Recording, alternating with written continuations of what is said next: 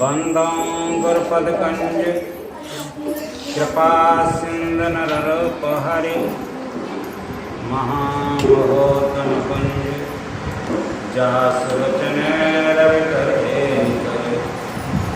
मेरा जो कुछ है सब तो तेरा तुझको समझते मैं जा रही हूँ कपड़ा धीरे गई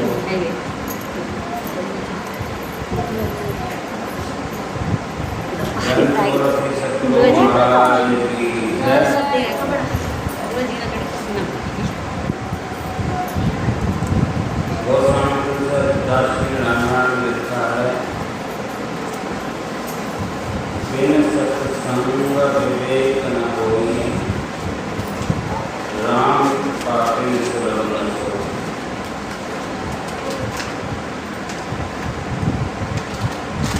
भगवान कृष्ण ने कथा में कहा न रोग्यन्ते माम योगो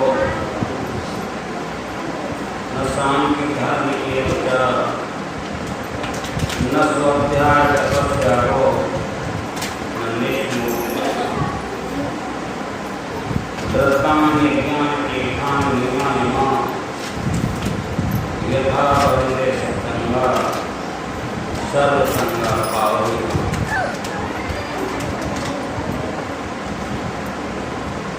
बिन सत्संग विवेक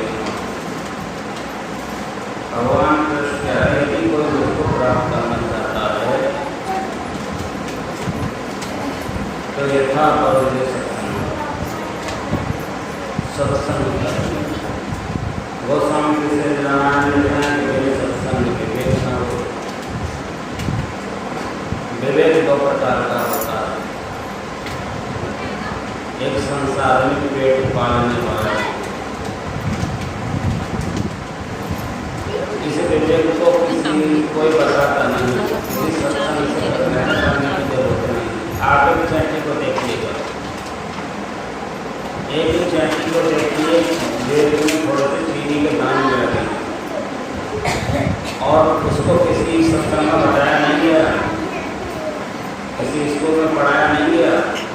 उस चैटी के दाने, उस चैटी उस देश के अंदर से चीनी के दाने बनता है।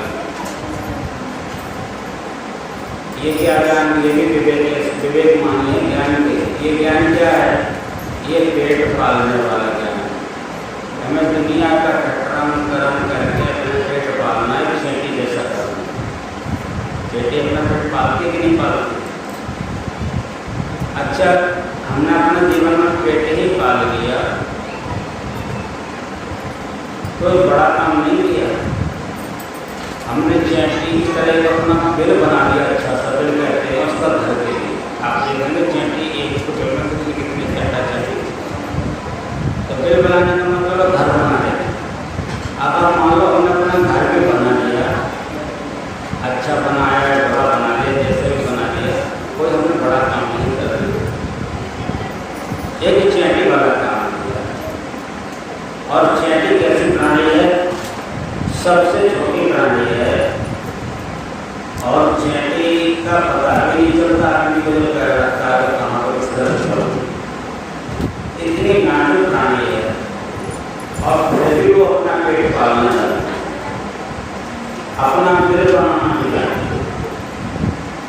लेकिन कोई बड़ा काम तो हुआ नहीं, तो चैटी जो काम कर रही है वही हम कर रहे हैं। चैटी की विश्राम करके अपने पेट में जाकर हमने भी पेट भर लिया, विश्राम कर लिया अपने घर में जाकर। चिड़िया भी काम करती है, चिड़िया बढ़ेगी, चिड़िया बच्चे पैदा करती है, लेकिन बच्चे से कभी लाश करती है, बड़ा आदमी उनको रोटी खिलाएगी।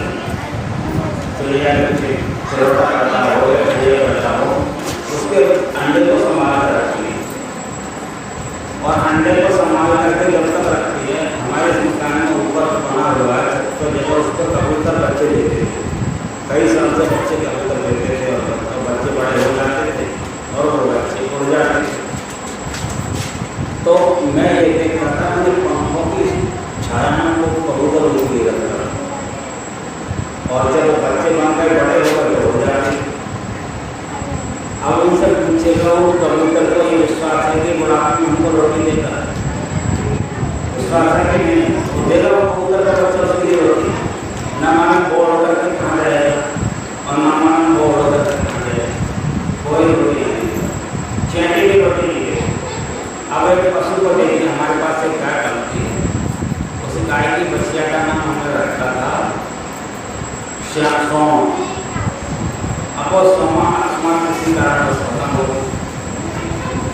तो मैं ये देखता था कि हमारी गाय 9 लीटर दूध दे रही थी और 9 लीटर दूध लेकर के बैठ गई, उसकी चिंता में खाना पीना छोड़ और लाकर फेंक दी। क्या उस गाय के लिए कोई सहारा था? उनको बचिया अपने जीवन में कोई सहारा नहीं। लेकिन ये ममता यदि हमारे अंदर है तो हम गाय या पशु की तरह है कि नहीं? हमने और पशु में क्या अंतर है? हमने बच्चे पैदा किए, घर बना लिया, पेट भर लिया, तो कोई भी हमने बड़ा काम नहीं किया। लेकिन भगवान की कह रही है तुम बड़ा काम करना चाहते तो कहना ना रोजते मांगियो, मैं योग करने वाले के लिए नहीं देने वाला, न तपस्या करने वाले को मिल सकता। और कोई सोचे घर क्या करना, जंगल में चला जाऊँ, उसको ले जाऊँ, उसको ले सकता हूँ। स्वाद है तपस्या देखिए, कोई दक्षिणा कोई है ज़्यादा से ज़्यादा हम दक्षिणा दान करने की योगा करने लगे तो भगवान मिल जाएंगे, ऐसा संभव नहीं है। व्रतानी ज्ञान कोई कहता है एकादशी का व्रत है, कोई कहता है द्वादशी का व्रत है, कोई कहता है सोमवारी का व्रत है, कोई वारवारी का व्रत है, कोई शुक्रवारी का व्रत है, लेकिन रखने वाले व्रत वाले से पूछे तो भगवान मिल गया, व्रत करने वाले के लिए भगवान व्रतानी ज्ञान कोई एक करने वाला, 1 करोड़ 1 कार्य। एक राजा श्वेत हुए थे, राजा श्वेत ने 101 अश्वमेध यज्ञ किए, उसके प्रताप से उनको ब्रह्मलोक मिला, महाभारत में लिखा हुआ 101 अश्वमेध यज्ञ के प्रताप से ब्रह्मलोक मिल गया। इस जमाने में तो पूरा ब्रह्मांड पूरा विश्व इकट्ठा हो जाए तो एक अश्वमेध यज्ञ नहीं कर सकते, कितना बड़ा अश्वमेध करना, कितना बड़ा करोड़पति हो जाए एक अश्वमेध यज्ञ नहीं कर सकता। लेकिन उस समय के राजा थे जो धर्म कर्म करते थे, पूरी पृथ्वी को कुशाओं से पाट दिया। राजा पृथु त्यागी भी थे, तपस्वी भी थे, योगी भी थे और राजा भी थे। ऐसे राजा को योग करने वाले और बहुत बड़े यज्ञ करने वाले। तो जब राजा से काम नगर में पहुंचे तो ब्रह्मा जी से कहा महाराज हमको भूख लग रहा है, कुछ दे दो खाने। एक ध्यान रख लो, इस शरीर को हम छोड़ करके जाते हैं, शरीर के अंदर और भी शरीर है। ये शरीर को कहते हैं स्थूल शरीर। जो आत्मा स्थूल शरीर को छोड़ता है, स्थूल शरीर का प्राण जब बंद हो जाता है तो ये शरीर मर जाता है, लेकिन आत्मा नहीं मरती, उसके अंदर एक शरीर और रह जाता है। उस शरीर का नाम है सूक्ष्म शरीर, उसके अंदर भी एक शरीर और रह जाता है, उस शरीर का नाम है कारण शरीर। एक शरीर उसके अंदर और भी रह जाता है, उसका नाम है महाकारण शरीर।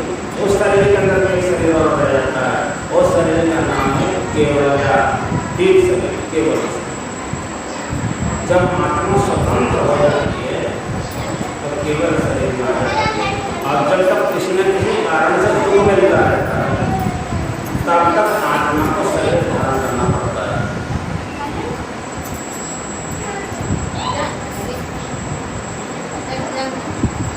आत्मा को शरीर धारण करने का मतलब क्या है? आत्मा को शरीर धारण करने का मतलब है क्यों होना। अभी मेरे पास में और भाई आए, वो कह रहे कि मेरे बच्चे को उल्टी शुरू हो गई। कैसे उल्टी शुरू हो गई? शरीर में तो उल्टी दुख हो गया। तो ये शरीर जिसको भी उसको दुख होगा, चाहे वो संत हो, चाहे वो वैद्य हो, चाहे कोई अफसर हो, वकील वकील हो, डॉक्टर हो, कोई भी हो, जिसके पास शरीर है उसको तो होगा। देह धरे का यही धरवाई, जिसने देह धारण किया है उसके जीवन में तो कर गया, दुख जा नहीं सकता, मिट नहीं सकता। दुख को मिटने का कोई भी कारण नहीं है। दुख को मिटने का केवल कारण है भजिए सब काम राम जाए। सब काम को छोड़ करके प्रभु के नाम में विहार करना, प्रभु का नाम ही भजन करना, ये दुख से छूटने का कारण है। तो भगवान कृष्ण इस बात को कहना चाहते हैं, किसी प्रकार से हम रहें, किसी संत की शरण में रहें, किसी गुरु की शरण में रहें। जब तक किसी गुरु की शरण में हम नहीं जाएंगे तब तक इस शरीर में रहने के दुख व्याप्त रहेंगे। तब इस शरीर में रहने पर इस शरीर का मोह लगा रहेगा। जब तक हम इस शरीर में रहेंगे इस तरह से सामान्य समस्त को हमें सताते रहेंगे। यदि हमको सिर्फ दुख से छुटकारा पाने केवल एक ही उपाय है, जब उन गुरु की कृपा हम पर हो जाए, उनकी लीला हम पर हो जाए, तो समझ और सब कुछ पता लग जाता है। रात में घर से रामायण हो रही थी, मैं सोचा भजन करता हूँ, मैं भजन करने के लिए आया तो नीचे बैठ गया। अब गुरु महाराज के लिए देखो भजन में मुझको क्या मिला, मैं भजन में बैठा हुआ हूँ तो एक गंदे कपड़े की तरह एक बहुत बड़े और उस पर गुरु महाराज वर्षा कर रहे हैं, बहुत पानी की वर्षा, उस कपड़े को धो रहे अपने हाथ से। मैंने कहा महाराज इस कपड़े को आप क्यों धो रहे? बोले तेरे लिए धो रहा। मेरे लिए यहाँ पे तेरा ही कपड़ा ही, मेरा कपड़ा आवाज हो रही है सही, तेरा ही कपड़ा। अब मेरे को ज्ञान में, मेरे को अद्भुत ज्ञान हो रहा है कि गुरु महाराज मेरे शरीर को धो रहे और मेरी आंखों से ये कह रहे हैं तेरा कपड़ा। मेरे को ये पता लगा कि किस तरह से गुरु महाराज ज्ञान कराते हैं और कैसे पता लगाती है। तो मैंने महाराज वो किस तरह ये क्या कहते हैं? बोले यही तो मेरी कृपा है। अंदर से आवाज होती है, मेरी कृपा का है, ये कृपा है, इस कृपा से हो रहा हूँ। कहने का तात्पर्य जब हम तक आप सोचो डायरेक्ट भगवान से मिलने, तो डायरेक्ट भगवान से नहीं मिला जाता। किसी की शादी भी कराते हैं, किसी को बंधन में भी बांधते हैं, किसी को कुएं भी कहते हैं, और उसमें कुछ चाहिए यानी दलाल चाहिए, यानी बिचौलिया चाहिए, कोई ना कोई उसकी उंगली उठाना चाहिए। इसी प्रकार से परमात्मा से मिलने के लिए सामान्य शक्ति प्रदान करने के लिए कोई गुरु की कृपा है। बिना गुरु की कृपा के पता नहीं चलता। और गुरु जरूरी नहीं है कि लाल देश में हो तो गुरु है, सफेद देश में हो तो गुरु है। गुरु का कोई भेष नहीं होता, संत का कोई भेष नहीं होता। लाल कपड़े वाले को हम संत समझने, और हो सकता है लाल कपड़े किसी का कतल कर देना हो, लाल कपड़े जब पहना हो उसमें किसी का माल हटना लगता हो, लाल कपड़े जब पहना हो किसी गाड़ी घोड़ा खड़ा करके किसी को नष्ट कर जाता। जरूरी नहीं लाल कपड़े वाला ऐसा संत हो सकता है, संत तो किसी भी देश में हो सकता है। एक माता अपने पति की बहुत सेवा करती और गुरु को भी खूब मानती। भगवान ने उसकी परीक्षा लेने के लिए उस माता के लिए पहले उसकी घर पर एक तपस्वी लेता, और उस तपस्वी ने जाकर के देखा तपस्वी कैसा था। जब वो एक वृक्ष के नीचे तपस्या कर रहा था, तो तपस्या करते समय में उसके ऊपर किसी चिड़िया ने विष्ठा कर, और उस विष्ठा की वजह से उसको बड़ा दुख हुआ कि मैं आकर्षित गुस्से में आकर के उसको चिड़िया की तरफ हो गई। उसकी तपस्या की तेज के कारण वो चिड़िया जल कर भस्म हो गई। अब उस तपस्वी को मुझे भूख लगी, और भूख लगने के बाद में वो किसी माँ के दरबार पर गया, बच्चे मांगने के माता गुस्सा में। अब वो माता कहती है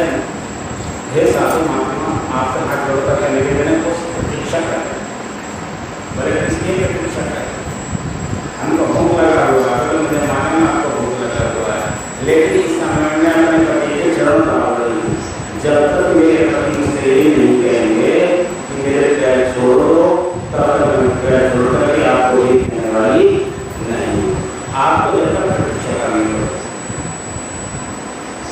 बोले तू मुझको जानती नहीं, मैं कैसा तपस्वी हूँ। बोले मैं अच्छी तरह से जान गई महाराज आपके। बोले कैसे जान गए? वो मुझे मारने तपस्या से होते थे, चिड़िया निष्ठा करती थी और आपने अपने तेल के बल से चिड़िया को जला कर गिरा कर दिया। बोले तुमको कैसे पता? बोले तेरी चरणों की सेवा कर रही हूँ, इन्हीं के चरणों की सेवा से शक्ति मुझको प्रदान है। ये जरूरी नहीं है कि देश हर कोई तपस्वी हो सकता है। एक माता भी तपस्वी हो सकती है, एक माता भी प्रकटाई हो सकती है, एक माता भी तेजस्वी हो सकती है, एक माता भी संत हो सकती है, एक माता भी गुरु हो सकती है। लेकिन जिसका आचरण सही होगा, जो अपने पति के चरणों में सेवा करने वाले वो शिष्या किसकी थी? वह शिष्या थी चरणदास महाराज।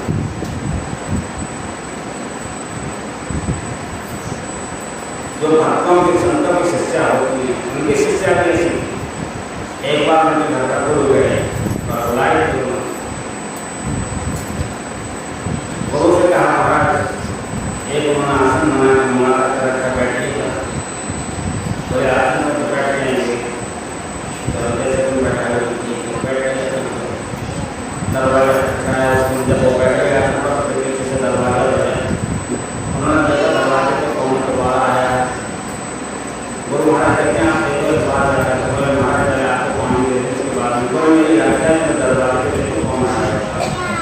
दरवाजे पे देखने के लिए आए चतुर्भुज नारायण भगवान महाराज, जिनके हम दर्शन को तरसते हैं, वो भगवान विष्णु पेश कर रहे हैं। और वो कहते हैं हम अंदर आ जाए घर में। बोले आ जाओ। बोले महाराज आ जाओ। बोले जब तक आपको खड़ा रहना पड़ेगा, मेरे पास दूसरा आसन नहीं है, जब तक मेरे गुरु महाराज आसन पर बैठे हुए। जब तक आपको खड़ा रहना पड़ेगा, जब तक मेरे गुरु महाराज आसन पर बैठे हुए हैं और आपके लिए दूसरा आसन मेरे पास नहीं है। भगवान विष्णु कहते हैं ठीक है हम खड़े रहेंगे, लेकिन हमारे लिए कोई सेवा बताओ बताओ, हमसे क्या चाहती है? बोले मैं अपने गुरु को खाना बनाती हूँ, तब तक तुम लोग मेरा महाराज को महाराज का काम कर जाते हो और सजा नहीं है।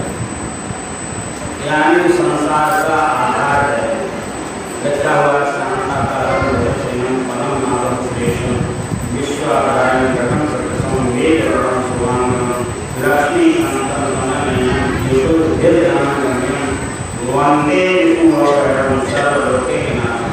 ये समस्त भयों को हारने वाला एक शिष्या के बस में आकर के, भक्त के बस में आकर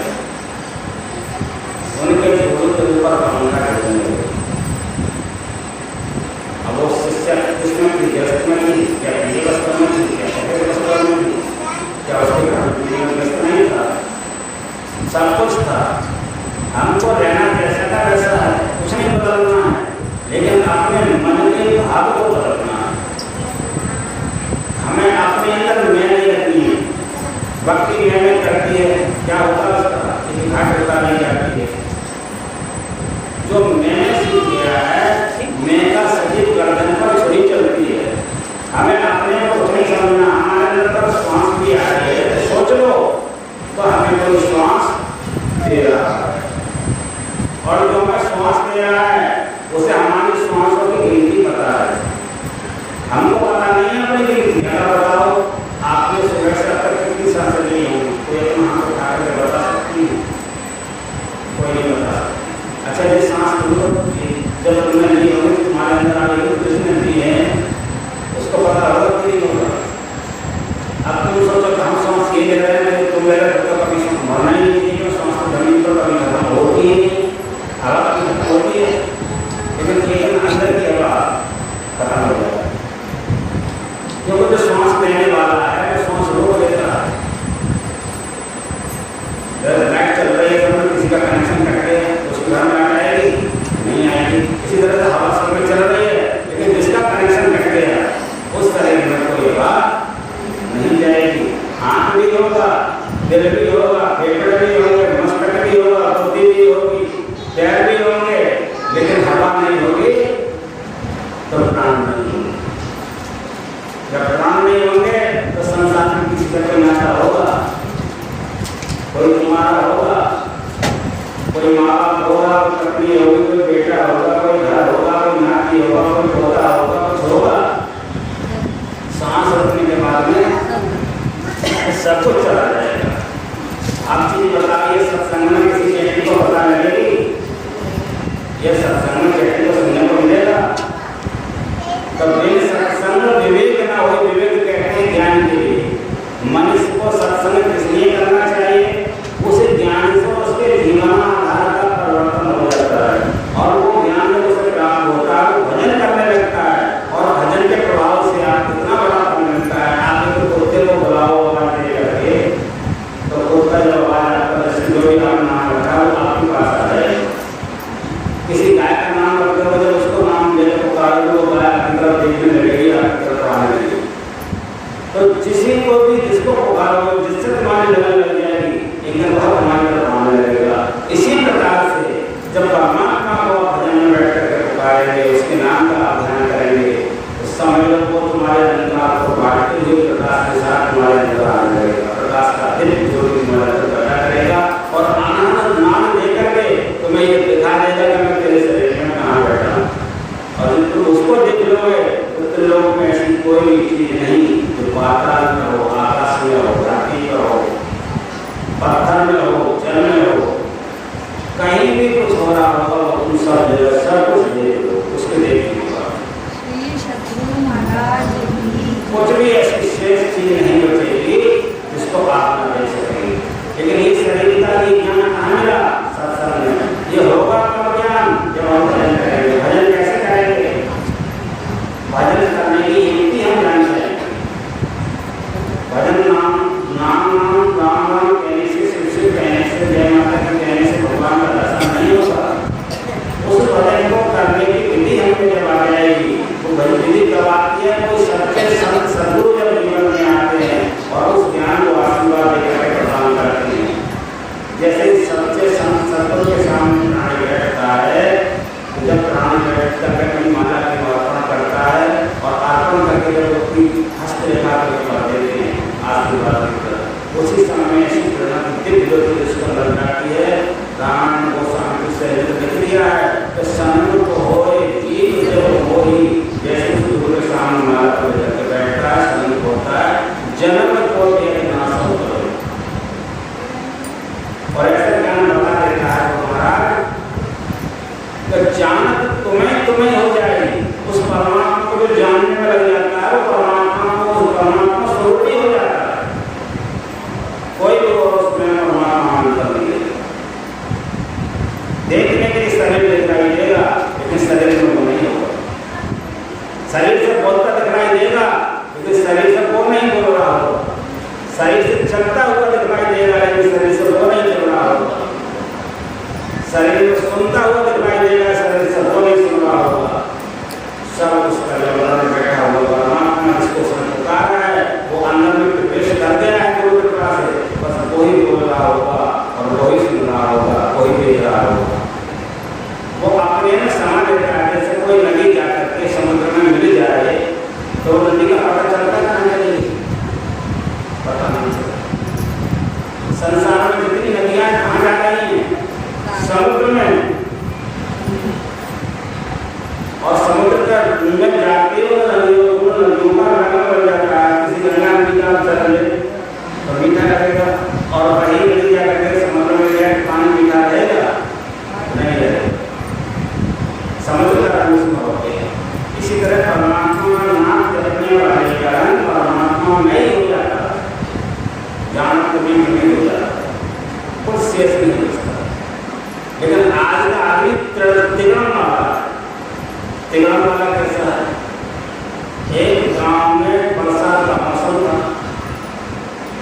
बरसात के मौसम में आप जानते हो आदमी की कमाई हो जाती है बंद, घर में से निकलने का काम भी हो जाता है कम। तो गांव के लोग जो चोर काटते थे उन्होंने सलाह किया तिगड़न लगाए। बोले क्या तिगड़न लगाए? बोले भाई एक काम करो, काम कुछ चलने का है। आजकल भगवान के लिए तिगड़न लगा रहे हैं, कमाने के लिए भी तिगड़न लगा रहे हैं, और किसी से संबंध कोई प्रेम कर रहा है तो वो भी तिगड़न से कर रहे हैं। यानी तिगड़न कहते हैं केवल आडंबर।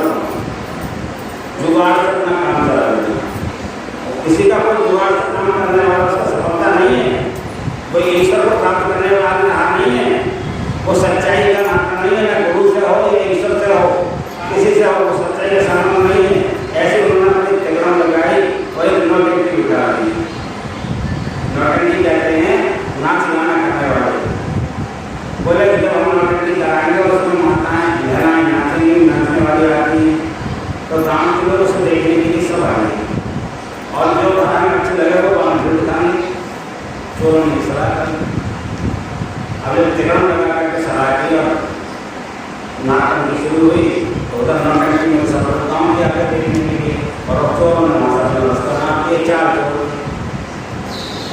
एक शेड के घर में घुस गए, चिल्ला से कैसे वाले देखा सामने उस घर में नाटक देखने के लिए गए। बढ़िया मैया थी 80 साल की, वो वहाँ लेटी हुई जैसे मेरी मुँह लगा रही है ऐसे बाबू मुँह लगा लो और खाओ खाओ खाओ के आवाज से बहुत शोर मचा रही है।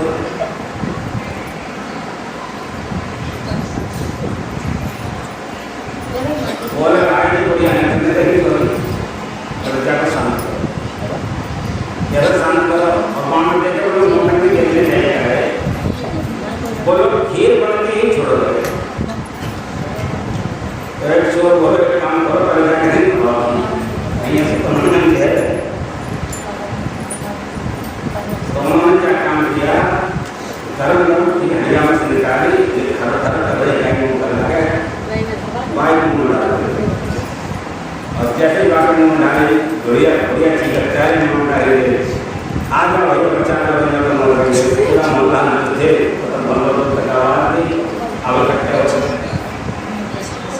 अब उन्होंने देखा कि भाई क्यों हो गया है, तो उन्होंने वहाँ से जवाब दी सब लोगों को उसने देखा कौन है कौन है कौन है। जब मेरे मुँह में ऊपर से कावली घिर जाती है और जाने खीरे डाली गई वो चोर में किया नहीं थे उसको, मेरे मुंह में किसी ने ऊपर से खीरे डाली है, ऊपर से डाली ऊपर देखो कौन डाली है, बार गई मेरे मुंह में ऊपर से कावली खीरी डाली। अब ऊपर 2 चोर ऊपर है छज्जे पर करके और नहीं चला कैसे मुझे बढ़िया हमारा नाम लगे सच्चाई कहनी करने चोरों पर भी सच्चाई छुपती है जगह शांत रहे, सच्चाई छुपती नहीं है।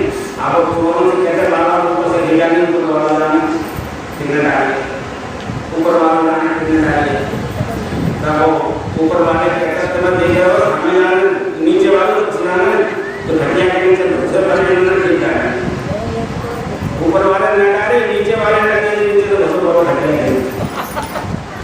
हम लोग इसी तरह से आज के संसार में यही काम कर रहे हैं, कोई काम हो तो ऊपर वाले हम ढाते हैं, कोई काम भैया बात बन गई ऊपर वाला जाना ना बनी ऊपर वाला जाना पास है गए ऊपर वाला जाना छुट्टी है गए ऊपर वाला जाना। अब ऊपर वाला काम पर है बच्चों की तरह को होता ऊपर वाला है इस चीज को पहचानने को है कहाँ पर। हमारे अंदर भी शरीर के अंदर 10 क्षेत्र हैं, 2 कान के 2 नाक के 1 मुंह का, कितने हो गए और 2 आँख के, 2 कान 2 आँख 2 नाक 1 मुंह और 2 शरीर 9 क्षेत्र है। इन क्षेत्र के ऊपर हमारे अंदर एक स्थान है जिसको कहते हैं त्रिनेत्र, डिवाइड है शिवनेत्र, आज्ञा चक्र या जहाँ से ब्रह्म ज्योति प्रकट होती है उसका वो स्थान है, वो स्थान पर जाता है। यानी हमारे 9 स्थानों में से कहीं से भी प्राण निकलते हैं तो हम नरक की गांधी जिस स्थान से मल निकलता है यदि उस स्थान से हमारा प्राण निकलता है तो समझ लो हम नरक गांधी।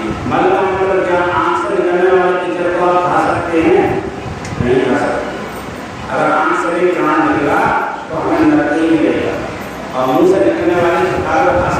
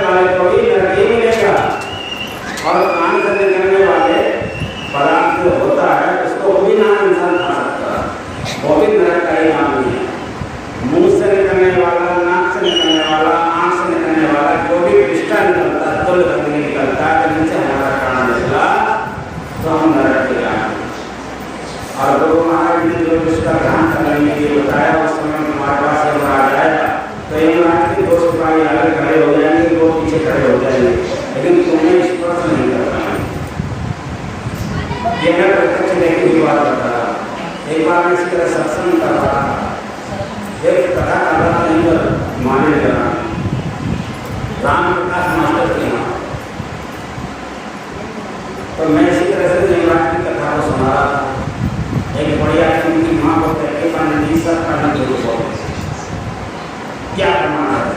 मैंने कहा भैया प्रमाण मैं बता दो, तो समझ लें। जब तुम मानते को होगी तो 15 दिन पहले इमदाद दे जाएंगे, और गर्म जितनी की मोटी लकड़ी जल रही होगी उससे खूब जलाना। हाँ, और जब तू आएगी तेरे शरीर पर एक भी दो ऐसा नहीं होगा जहाँ पर तेरे शरीर पर हल्का ना। और फिर तू 15 दिन आकर देखिएगी, और 15 दिन बाद तू फिर वापस जाएगी अपने ये मुकाम तो कौन सी नमी मिल जाएगी, फिर तेरी दुर्दशा होगी, और 15 दिन में भी सुधार नहीं पाएगी। जब वो मानने को होगा अभी एक साल उसका नंबर आया, इसी तरह से ऊपर ले गए और जला करके प्रतिमा भेज दिया अपने नजर। सब लोग उसका तमाशा देखा, जितने लोग कथा सुन रहे थे सब मेरे पास आए, मैंने दिया आपको कैसे पता है, बढ़िया कैसे पता लगा, वो कह रहे सब पढ़ने थे, आप पढ़ने थे तो बहुत कम सत्य कैसे हो।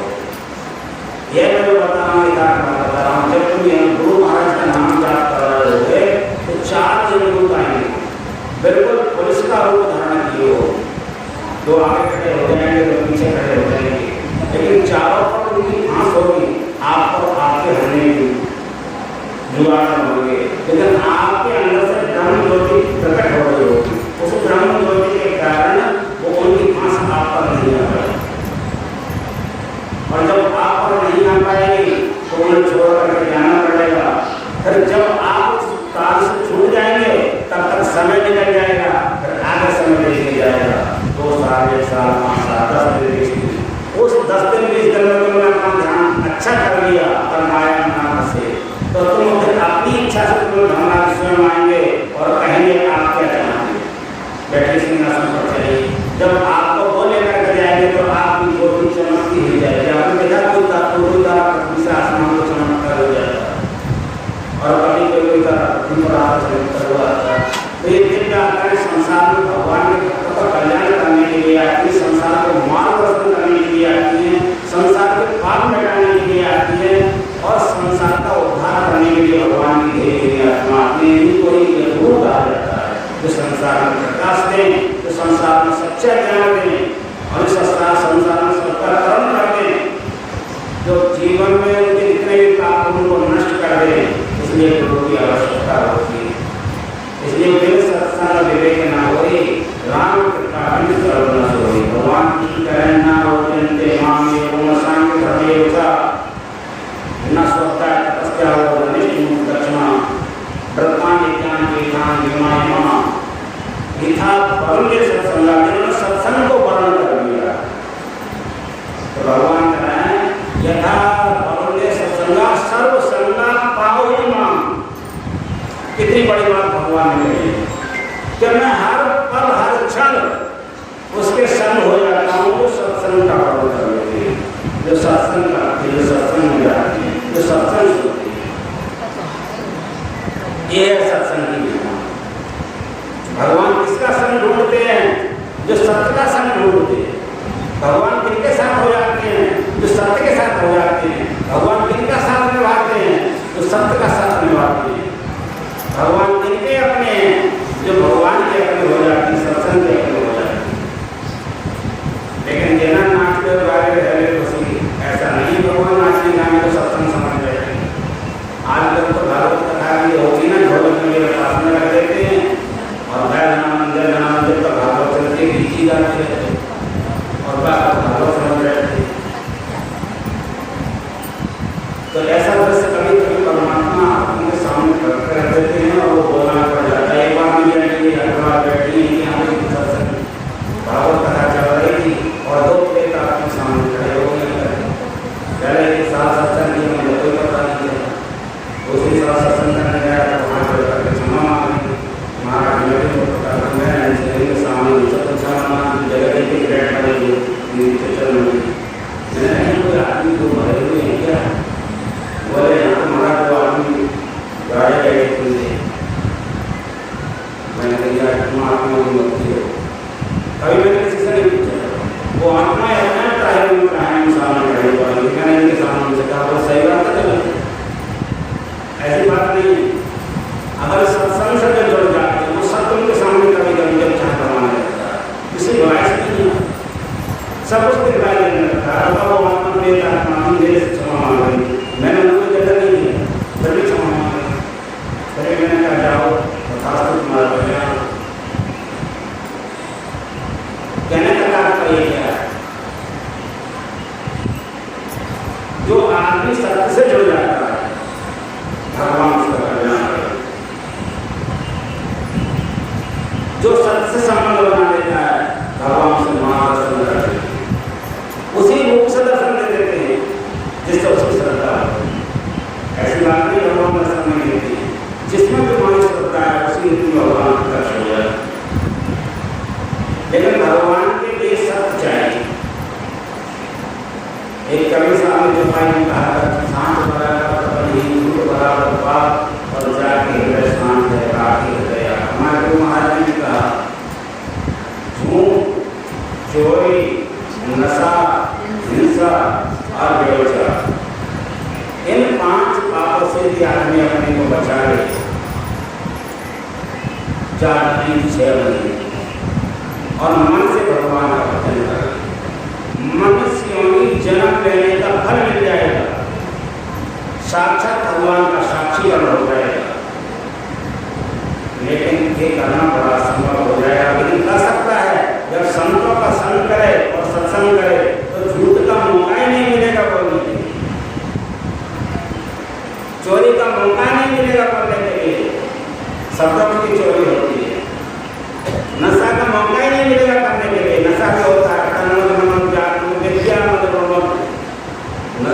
के मन का भी इंकार होता है, सुंदरता का भी इंकार होता है, राजपद का भी अहंकार होता है। जितने भी मद हैं वो इंसान को मिटाने का काम करते हैं। समस्त प्रकार के मदों से बचाया जा सकता है केवल सत्संग के माध्यम से। झूठ भी बच जाएगा, नशा भी बच जाएगा और व्यभिचार तो जीवन में पास ही नहीं आएगा। चोरी भी नहीं होगी, झूठ, चोरी, नशा, हिंसा, व्यभिचार भी टल जाएगा। जब ये जैसे ही बचेंगे भगवान के तुम समझ लो गोदी में बैठ जाओ, उस विधाता को चारों तरफ देखने लगोगे। इसलिए हमारे गुरु महाराज ने कहा अपनी वाणी से, सत्संग नित्य और ध्यान नित्य। मैं तो देखता हूँ कि मैं तो यहाँ बुलाता हूँ तो अभी लोग मुश्किल से आते हैं। आज मैंने 12 बजे का टाइम दिया था, 2 बजे अकेले ही सत्संग शुरू कर दिया। मेरी तरफ देख करके मैं बच्चे हंस रहे थे मेरी तरफ को, ये तो ये क्या लीला कर रहे हैं। अब मुझे तो जो करना था सो करना था। मैंने स्तुति विनती प्रारंभ की और गुरु महाराज के पाठ का सत्संग शुरू कर दिया। मुझे तो सुनाना ही गुरु महाराज को है। आप लोगों को मैं अब भी नहीं सुना रहा हूँ, आपके अंदर गुरु महाराज को देख रहा हूँ तो मन लगा करके सुना रहा हूँ। आज भाई जब कोई नाचने वाला स्टेज पर खड़ा होता है तो कब खड़ा होता है? जब उसके लिए भरपेट दाम मिलता है। जब मुझे भरपेट खुशी गुरु महाराज के अंदर में दिखलाई देती है तो मैं आपको भरपेट मन से सुनाने लगता हूँ। ये मेरा कारण है। तो मैं तो गुरु महाराज को सत्संग सुना रहा था अपना, अब भी गुरु महाराज को ही सुना रहा हूँ कि जनता जनार्दन में गुरु महाराज का ही वास है। हर व्यापक सर्वत्र समाना। हरि कहाँ व्यापक है? सबके अंदर है। लेकिन प्रकट कैसा होगा, दिखलाई कैसा होगा? जब तुम्हारा सच्चा प्रेम हो जाएगा। मीराबाई गई, तुलसीदास गए थे वृंदावन में और देख रहे थे भगवान कृष्ण खड़े हैं गोपियों के साथ में। तो तुलसीदास कहने लगे भैया ये बात नहीं बनेगी। बोले क्यों? महाराज अगर मैं मुझसे प्रणाम चाहते हो तो धनुष बाण हाथ में ले लो। तो कित गोपी कित चंद्रिका कित सतियों का संग, अपने भक्त के कारण कृष्ण बन गए रघुनाथ। सब छुट गए, धनुष बाण ले लिए हाथ। तो भगवान के प्रति तुम्हारी श्रद्धा हो। मीराबाई कहती थी कि जित देखो तित श्याम मई है। सब में भगवान दिखलाई देते हैं, सब में भगवान है। लेकिन भगवान को पाने के लिए कुछ हमें श्रद्धा रखनी चाहिए कि नहीं? हम रात को 10 बजे अगर किसी को कोई तकलीफ होती है तो कितनी श्रद्धा दिखलाती नहीं। अच्छा वो आदमी जिंदा किससे है? भगवान से। श्वास ले रहा है भगवान, तो उसके प्रति हमारी कितनी श्रद्धा है? हम रात में उठते हैं उसको भजन करते हैं। अगर किसी का किसी से प्रेम हो जाए तो आत्माओं को होता है तो उसकी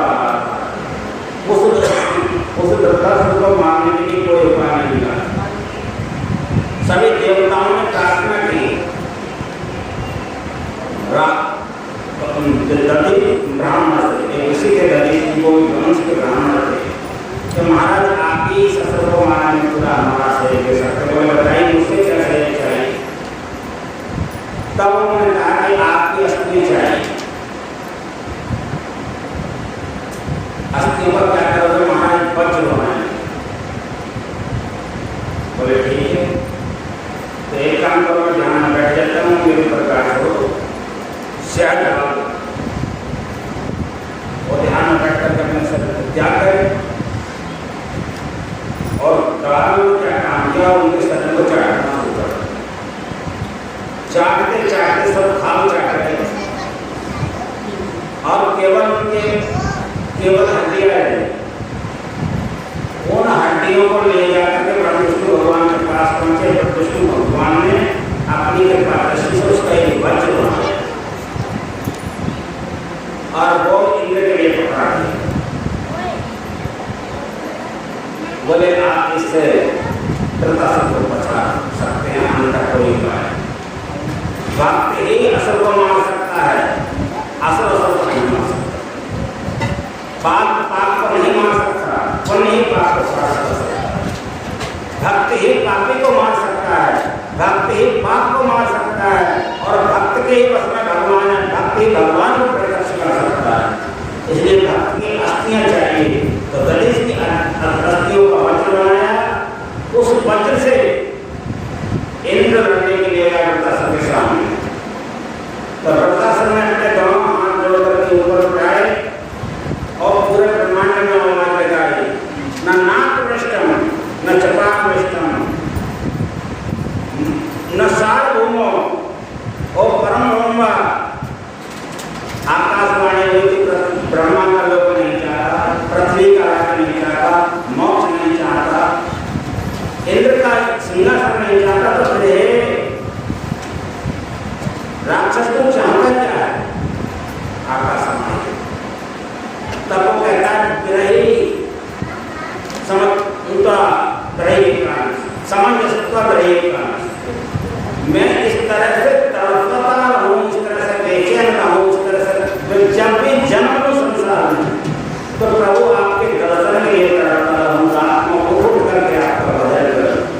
और मेरे से जब कभी भी सेवा का मौका आए तो मैं आपके भक्तों की सेवा करूं, आपके दासों की सेवा करूं, आपके विद्वानों की सेवा करूं, आपके संतों की सेवा करूं और मुझे कुछ नहीं चाहिए। भागवत में कहा विप्र प्रसादा धनी करो, रक्त प्रसादा मम राम नाम, विप्र प्रसादा कमला करो, विप्र प्रसादा गीता जितो हो। विप्र के प्रसाद से मैंने पृथ्वी का भजन को धारण कर रखा है। विप्र कहते हैं विप्र पंचायत विप्रा, जो किसी ने प्रपंच से भगवान का नाम नहीं चाहिए, किसी लोक लालच से भगवान का नाम नहीं चाहिए। मैंने सत्संग किया, किसी से मैंने दक्षिणा का कोई हिसाब रखा, किसी को कुछ मांग ली, लेकिन तुम लोगों के कल्याण के लिए सत्संग हो रहा हूं, कोई प्रपंच नहीं, विप्र पंचायत विप्रा। ऐसे व्यक्ति यदि आशीर्वाद देते हैं, विप्र प्रसाद भगवान ने विप्रों के प्रसाद से न पूर्ण पृथ्वी का वजन धारण किए हो। विप्र प्रसाद कमला करो, विप्र के आशीर्वाद से ही मैंने लक्ष्मी को अपना पत्नी मान रखा है। विप्र प्रसाद मम राम नाम, और विप्रों के प्रसाद से लोग उनको राम नाम कहते हैं। मेरे नाम को मुझे राम नाम से स्वीकार करते हैं। इस नाम से मेरे भक्त जब पुकारते हैं जितो जितो हम विप्र प्रसाद आता। विप्र के प्रसाद से जिसको कोई जीत नहीं सकता, जिसने 28 कल्प राज्य किया था, उस रावण को मैंने प्राप्त कर लिया। ये भगवान राम ने कहा। तो सत्संग के प्रभाव से हमें पता लगता है कि हमें भगवान का नाम लेने से कितना प्रभाव होगा। अगर ये श्वास जिसने तुमको दिए और उसी के नाम पर तुमने छोड़ दी, तो ये श्वास बढ़ेगी कि कमेगी? बढ़ेगी। तो उम्र आपकी बढ़ी कि कमी? बढ़ गई। जब उम्र बढ़ गई तो संसार का सुख बढ़ा कि कम गया? बढ़ गया। संसार का वैद्य आपकी उम्र नहीं बढ़ा सकता, लेकिन भगवान आपकी उम्र बढ़ा सकता है। कुरान में तो ये लिखा है कि यदि कोई उनका संत महात्मा के साथ यदि कोई भोजन करता है, किसी मुसलमान के, तो उस दिन के उसका अन्न बढ़ जाता है। और जब तुम भगवान के नाम से जुड़कर अपना नाम निकालोगे, अपनी श्वास निकालोगे, तो श्वास को तुम्हारी नहीं भगवान की होगी। भगवान ने तुमको श्वास दिए, भगवान कभी अपने पास लिए थे, तुरंत वापस कर देते हैं, उम्र भी बढ़ जाएगी। लेकिन हम भगवान का नाम 10 मिनट नहीं लेते तब तो संसार की चिंता शुरू कर रहे, तो उम्र कहाँ से बढ़ जाए? उन्हीं में फंसे रहते हैं। कितना ही पकड़ के निकाल के जब कैमरा वाला साहब ऊपर को उनका ऐसा मन का चक्कर है जैसे ऊपर को निकालने की संत महात्मा ज्ञानी लोग कोशिश करते हैं, जैसे कैमरा पकड़ के नीचे खींच लेता है। ऐसे आज के समाज का आदमी इतना संसार के बवाल में ग्रस्त हो गया है, कितना ही संत चाहे ऊपर बढ़ जाए लेकिन उसका कैमरे वाला साहब उसका जीवन का डोर ऊपर नहीं बढ़ करके नीचे गिर जाता है। कितना ही संभालने की कोशिश करो। ये कथाएं क्यों की जाती हैं, सत्संग क्यों किए जाते हैं कि जीवन से किसी प्रकार से अपने अहंकार से, अपने लोभ लालच से, अपने जन्मों के पापों से, एक जन्म का पाप नहीं है, भीष्म पितामह को एक जन्म का पाप मिला था, उन सब पापों से मुक्ति करने का मौका मिल गया है। इसलिए इस जन्म में कहा गया है, रामायण में भी कहा गया है कि बड़े भाग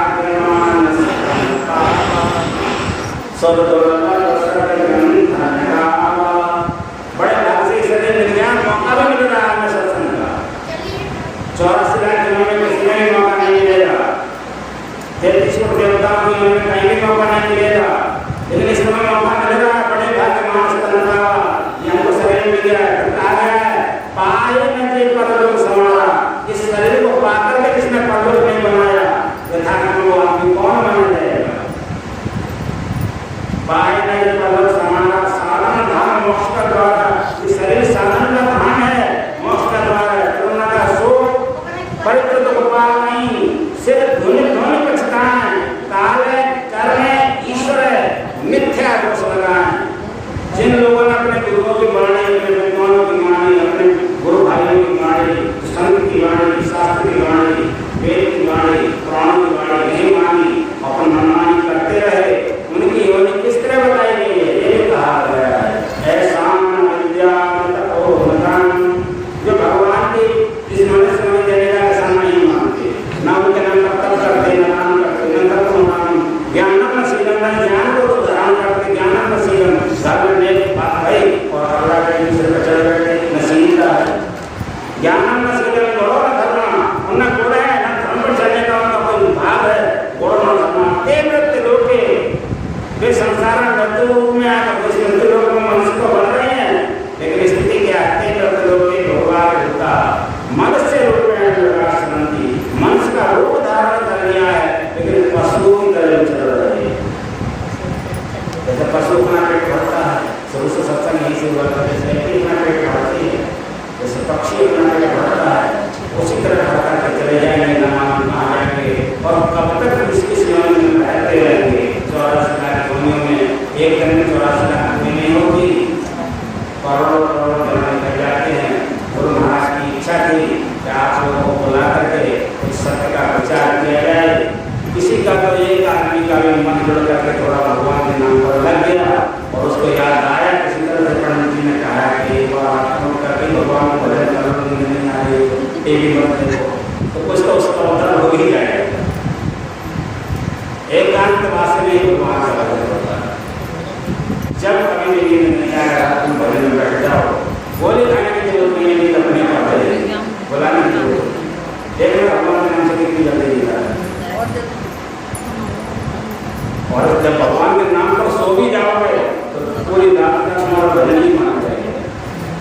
सबसे बड़ी बात तो ये भगवान के नाम पर गिरे धर के जैसे भी तुम पड़ गए और सो गए तो समझ लो तुम्हारा पूरी रात भजन हो गया।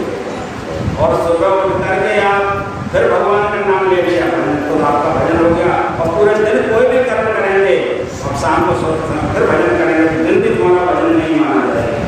जब कभी याद आए भजन करते रहो, जब कभी याद आए गुरु महाराज के नाम को लेते रहो। मेरे यहाँ गाकर मेरे यहाँ